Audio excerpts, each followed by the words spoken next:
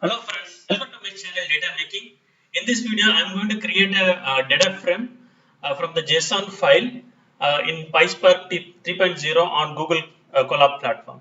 So basically, JSON file format is one of the commonly used file format in Hadoop system. So example, if upstream system is sending data in JSON and you are dumping into the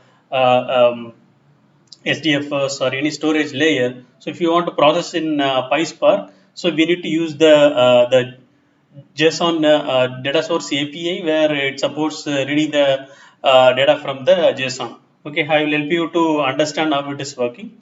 So let's get started. So basically, I've taken a simple JSON files. I will show you the JSON file structure. So basically, I'm here set of user information in JSON format. So if we see the this is the JSON file extension, this file user detail.json, and if you look at here, each row each or line or row, I can say line. So in the file, this line represents one user information. The second line represents one user information. So if you are new to JSON file format, JSON file format is a kind of a collection of key value pairs. So where with the curly braces in the starting and end of the particular entity. Okay, so you'll have this is a key and this is a value. So that's how it is associated in the JSON file. Okay, now what we are going to do is we are going to read this file and get the user information as a data frame, and we are going to do see the data in as a data frame format. And there are other JSON files which is in different structure. I will show you once we go through that. Okay, so in this I just taken this example. Okay, so first to create a PySpark session object. Once the PySpark session object is needed, so basically from JSON you can infer the schema like how we did it in the uh, in the CSV file. Here also we can infer it, or you can provide the schema also. So I just created a schema for the structure of JSON which I have. So it has user ID, same structure we are using following for all the example for the simplicity sake. So I just created a schema with the username, user ID, username and city. Okay, so now I will going to read this. Okay, so read this JSON file. So once you read it, so it is actually all this information, right, which is there in file. So we saw 5 rows, right, 5 lines of user detail in a JSON format. So it has become a 5 rows in a data frame.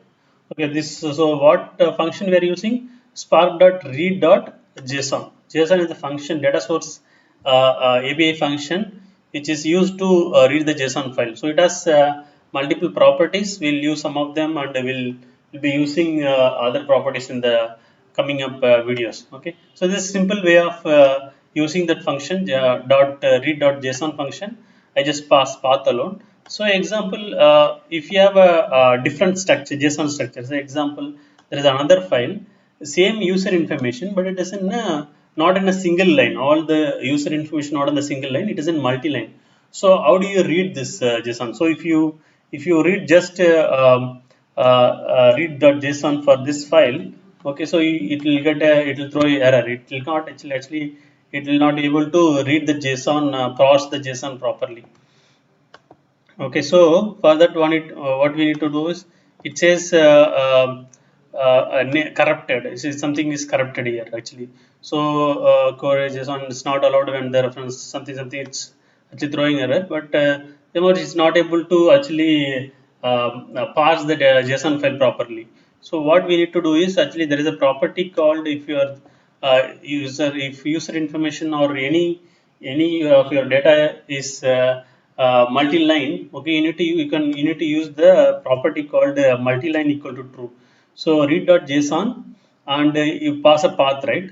Additionally, you pass the multi-line equal to true. So that means your information is basically not in the JSON file. The structure is not in a single line; it is in multiple line.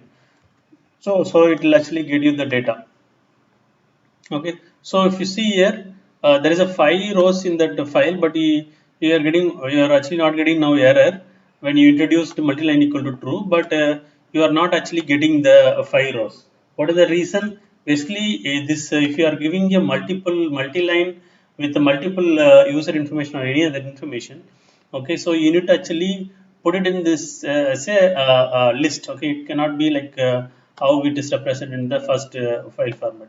So how it has to be, so you have to put it in the square bracket, and all this user information, the JSON structure has to be in the comma separator, so that it will actually read it is a list of the user information.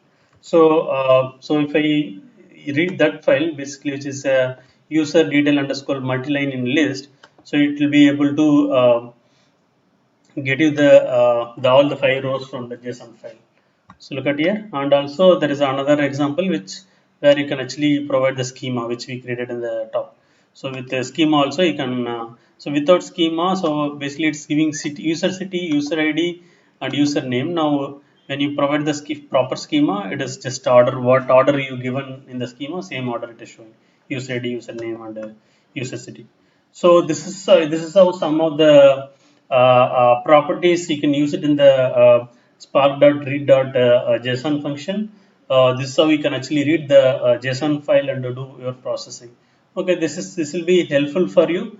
I hope you are liking. You guys are liking my videos in my channel, YouTube channel. Okay, so which is a data making YouTube channel. So I request you to go through my other videos, and I have a playlist which contains big data and Spark tutorials in many playlists. Please watch these videos, and please subscribe and click on bell button to get notification whenever I add new videos. And also we are doing a lot of stuff. Okay, so if you like our videos and content, if you feel that it is useful and it is helping you, please if you like to donate us and to help our people, and you can donate us, you can go to this link, and you can actually donate us through using a PayPal. Thank you so much, friends. Happy learning.